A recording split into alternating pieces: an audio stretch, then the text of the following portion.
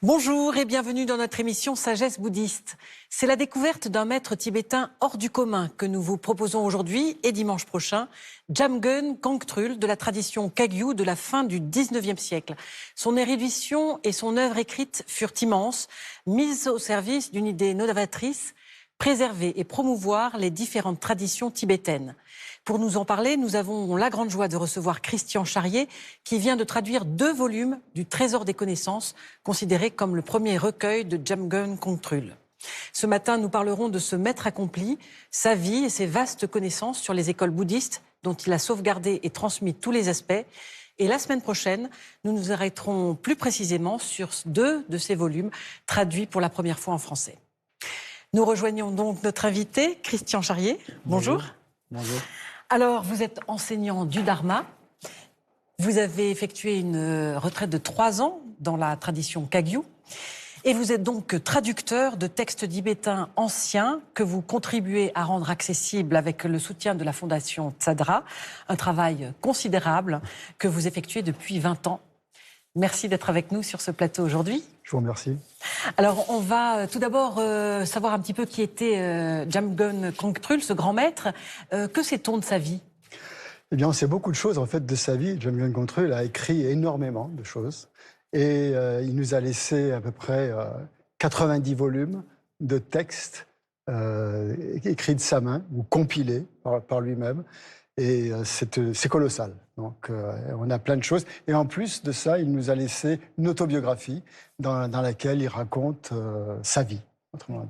Alors, quelle était sa vie, en quelques mots ? C'est la vie d'un grand maître tibétain du 19e siècle qui est uniquement occupé par la préservation de la culture religieuse, philosophique, de toutes les pratiques qui existaient au Tibet à son époque, pour qu'elles ne se perdent pas et qu'elles soient préservées pour que nous puissions encore les avoir de nos jours.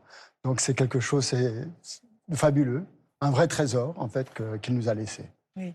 Alors, dans ses mémoires, puisqu'il a écrit ses mémoires, peut-être que vous avez traduites d'ailleurs, vous allez nous dire un petit peu ce qu'il dit de lui. C'est assez intéressant ces mémoires parce que de voir comment il parle de lui. C'est un maître très humble, en fait. Et donc, jamais il ne se met en avant, jamais il ne parle de ses réalisations spirituelles, mais c'est toujours sous une forme un petit peu très, très modeste ou très cachée, en parlant de ses rêves ou en parlant des rencontres qu'il fait. Et on sent à travers ce qu'il raconte qu'il a une profonde dévotion pour tous les maîtres de toutes les traditions tibétaines de son époque, et avec un enthousiasme absolument incroyable d'aller partout dans le Tibet pour essayer de retrouver des traditions, des lignées de pratiques qui menaçaient de disparaître. Et donc, ce qui aurait été une grande perte, d'après lui, pour tout cet héritage. En fait.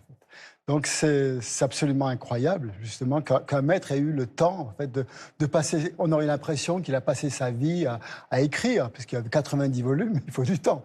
Mais en fait, non, c'était accessoire. Il a vécu longtemps aussi. Il a vécu 90 ans, 87 ans, exactement. Oui, au 19e siècle, c'est quand même une grande longévité. Oui. C'est beaucoup.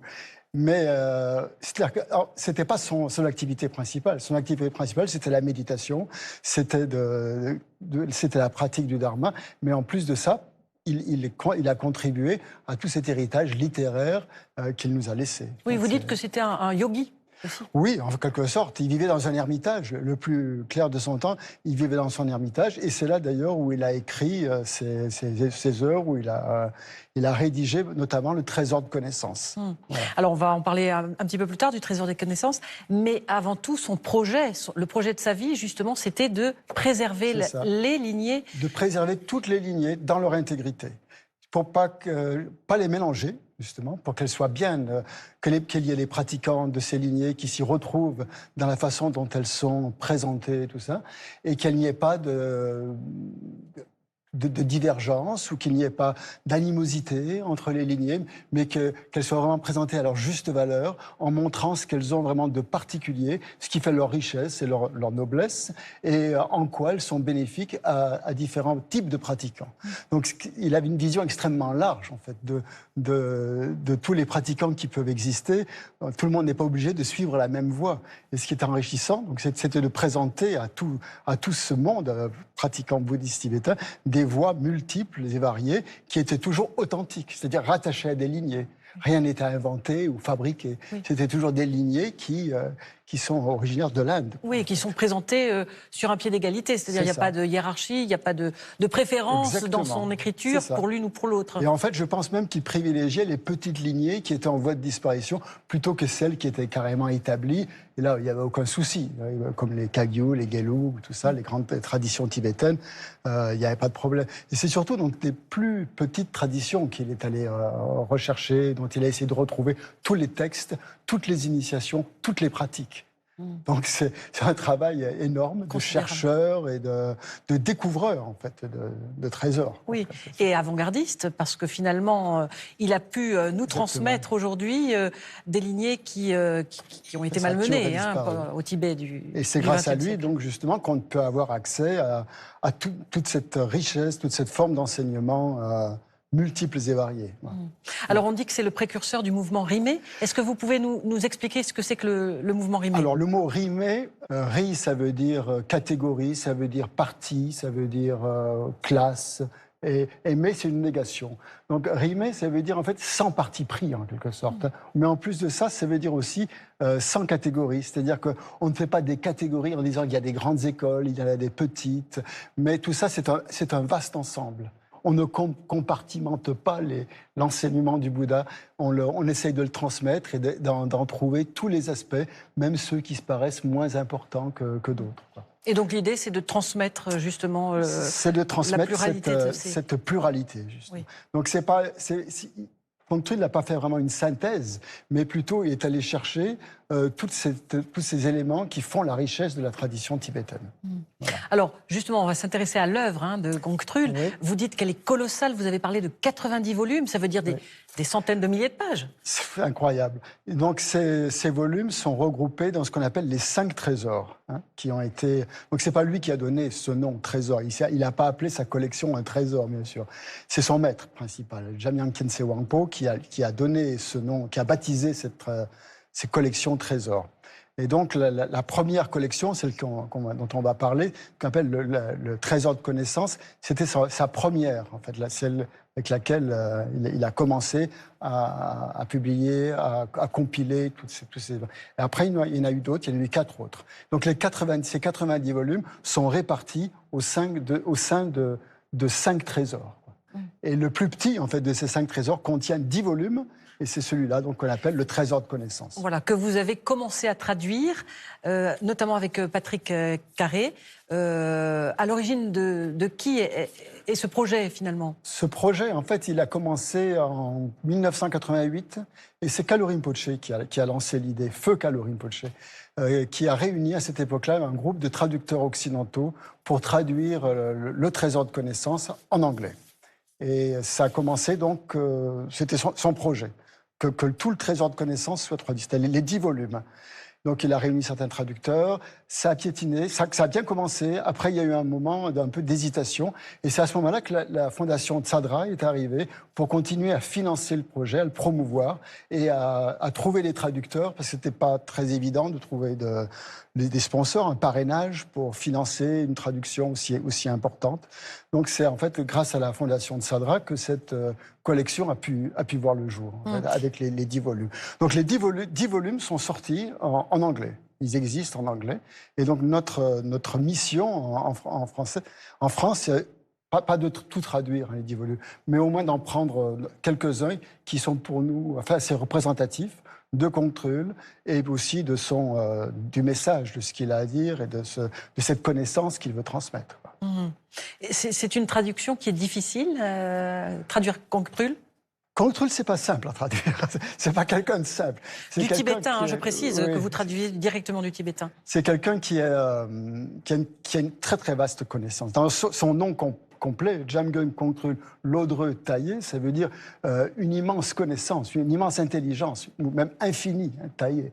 C'est donc toute cette connaissance qu'il a, qui au fil de ses vies, qu'il a réussi à compiler et à présenter comme ça, ça suppose, disons, de la part du traducteur, de se mettre à la portée un petit peu de Kongtrul, ce qui est complètement impossible. Parce qu'à mon avis, Conctrul a surestimé ses lecteurs. Ou alors il s'est sous-estimé lui-même, pensant que son intelligence n'était pas aussi colossale. Et quand on voit donc tout ce qu'il a, la manière dont il s'exprime, il y a beaucoup de sous-entendus, il y a des choses qu'il faut compléter. Parce que son style est, comme souvent les grands érudits, ben, ils ne peuvent pas tout dire, ils sont très très concis, pensant que le lecteur de son époque a compris, de toute façon, que ce n'est pas la peine de rentrer dans les détails. Mais pour nous, les Occidentaux, qui n'avons pas peut-être suffisamment étudié, ou qui ne sont pas suffisamment lettrés, disons, il faut ajouter beaucoup de choses. Donc vous avez fait un travail de notes, Donc il y a eu beaucoup de notes. Il y a beaucoup de notations qui permettent aux lecteurs français de notre époque, justement, de comprendre ce que dit Conctrul. Oui. Donc ce n'est pas dans le texte lui-même. Oui. Il y a, le texte est composé de strophes racines que Conctrul a écrit. Ce sont des strophes qui font 9 pieds, des vers de 9 pieds. Et c'est surtout un moyen mémotechnique pour que les disciples les apprennent par cœur. Et par-dessus, il a écrit un commentaire. Donc ce qu'on appelle le trésor de connaissances, en fait, c'est deux choses. C'est les textes racines, les strophes racines, plus le commentaire, son auto-commentaire, en fait, des strophes racines. Et en plus de ça, on a mis nos notes personnelles qui permettent justement d'enrichir la compréhension du lecteur. Oui, vous dites on, puisque vous avez travaillé en duo avec Patrick Carré. Sur le deuxième livre. Voilà, sur le deuxième volume. Et ce qui permet peut-être une cohérence aussi dans le fil du texte, contrairement à la version des années 90 en anglais, où il y avait eu une pluralité de traducteurs. C'est ça, ça sera l'avantage, si on peut dire, de la mini-collection française, c'est-à-dire de trouver une cohérence terminologique et dans la présentation aussi, puisqu'enfin, on n'est que 2 traducteurs, et c'est plus facile de s'harmoniser. Oui. Alors, c'est un livre de connaissances, un trésor des connaissances, qui a un très beau titre d'ailleurs, un trésor de connaissances, ça donne vraiment envie. Mais comment utiliser ce livre? Est-ce que c'est accessible à tous? Je ne pense pas que ça soit accessible à tous, disons à tout le monde. Il faut avoir un certain goût pour l'étude. Il faut avoir envie d'étudier ce texte, mais je pense que c'est un texte qui transmet justement une vaste connaissance. Et si on fait l'effort de s'y intéresser, on entre vraiment dans un domaine extrêmement riche. Seulement, c'est pas un livre qui se lit bien sûr comme un roman. Ça demande quand même de prendre le temps, de s'intéresser, de faire un peu de recherche à côté. Et le mieux, finalement, d'avoir une transmission, si on peut, par un maître qualifié qui peut donner des explications sur ce texte-là. Alors, on y reviendra précisément, ces 2 volumes, la semaine prochaine, où nous aurons le bonheur de vous retrouver. Avec plaisir. Si je peux me permettre une citation de Conctrul, qui parle en fait de son travail. Et il dit « J'ai recherché au prix de grands efforts les initiations qui font mûrir et les directives qui libèrent, transmises par de longues lignées, propres à chaque école. Bien que personne n'ait le temps de mettre tous ces enseignements en pratique, je les ai rassemblés pour que les conseils de mes maîtres spirituels ne se perdent pas. » Donc là, je pense que ça exprime bien son projet, son immense projet et le fait d'avoir tout rassemblé. Exactement. Merci beaucoup. Merci. Et donc à la semaine prochaine. Mais d'ici là, je vous propose quelques livres en rapport avec notre émission. Tout d'abord, bien sûr, Trésor des connaissances, volume 1 de Jamgun Conctrul Lodretaillé, traduit et annoté par notre invité Christian Charrier, édition Padmakara. Comme une encyclopédie, ce livre présente de façon complète tous les domaines de la connaissance spirituelle des écoles bouddhistes indo-tibétaines dans une approche écuménique. C'est un ouvrage exceptionnel qui vient enrichir en langue française le patrimoine bouddhique. Mémoire, la vie et l'œuvre de Jamgun Conctrul Lodretaillé, traduit par Christian Charrier aux éditions Padmakara. Ce maître nous fait partager sa vie au service de tous les enseignements bouddhistes, une vie issue de la culture tibétaine du 19e siècle, décrite à travers tous ses faits et gestes, ses rêves et ses visions, à lire comme une véritable source d'inspiration, que l'on soit pratiquant débutant ou plus avancé. Voilà, cette première partie d'émission s'achève. Vous pouvez la retrouver durant 1 mois sur la plateforme de France.tv. Très heureux dimanche à tous et à la semaine prochaine pour la suite. Merci.